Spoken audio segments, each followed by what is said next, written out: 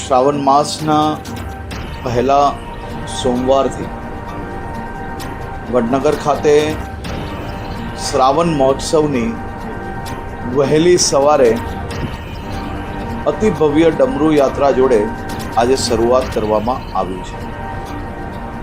જય હાટકેશના નાદ સાથે વડનગરના નાગરિકો, મહિલા મંડળો અને શહેરીજનો સાથે મળીને દરરોજ સવારે પ્રભાત ફેરી મારફતે ભગવાન શિવજીના ચરણોમાં વંદન કરવા આખું શહેર જાણે કે ડમરૂ યાત્રામાં પરિવર્તિત થયું. આખો શ્રાવણ માસ વહેલી સવારથી શહેરમાં અલગ અલગ સ્થળથી આ ડમરૂ યાત્રાનું શહેરીજનોએ આયોજન કર્યું છે અને દર રવિવારે ખાસ કરીને શિવ ભક્તિની બી વ્યવસ્થાઓ અહીંયા કરવામાં આવી છે. આ અદ્ભુત નજારો જોવા માટે રાજ્યના સૌ નાગરિકોને હું વડનગર ખાતે આવવા માટે ખાસ કરીને આમંત્રણ આપું છું.